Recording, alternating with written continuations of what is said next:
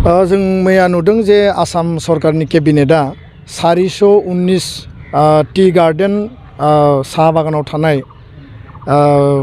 Venture school जायखौ tea garden management कमिटिया सामलायदोंमोन 419 गंनै ME school गंसे हाई स्कुल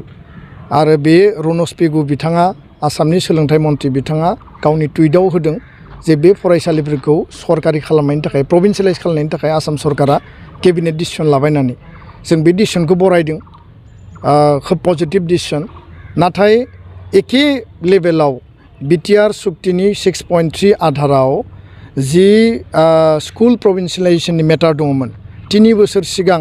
बिनि सायाव टन्न डिसकासन खालामनाय जादों कमिटि दानाय जादों स्कुल प्रभिन्सियेलाइजेसननि थाखाय मडेलिटिखौ एबसुनिफ्राय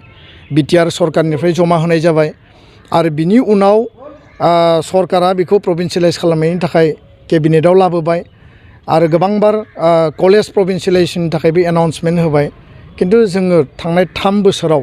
जिखौ जों खोब आसाबादिमोन खोब हपफुलमोन बे दिनैबो मोगथाङाव जाफुङाखै दा बेखायनो बबे आधाराव बबे बेसिसाव 419 टी गार्डेननि स्कुलखौ प्रभिन्सियेलाइज खालामनो नागिरदों बबे मडेलिटिजों जों बुजियाखै आरो बिथांमोननिखौ जुदि प्रभिन्सियेलाइज खालामनो हायोबा गोरलैयैनो बर' मिडियामनि फरायसालि बिटिआरआव थानाय गासैबो मिडियामनि फरायसालि आउटसाइड बिटिआरनि बर' मिडियामनि फरायसालिखौ मानो सरकारि खालामनो हाया बेसो जोंनि देटसिन कुइसन आरो बेखायनो जों खावलायदों जे खोब गोख्रैनो आसाम सरकारा बे स्कुल प्रभिन्सियेलाइजेसननि जि पेन्डिं मेटार बेखौ गोख्रैनो सरकारि खालामनायनि बेबस्था लानांगौ आरो कुनु कारनाव जाहाथे बियो डिले जाया बेखौनो जोङो आसाम सरकार आरो गासै जि डिपार्टमेन्ट दङ बिथांमोननिसिम जोङो दाबि दैखाङो गोजोन्थों।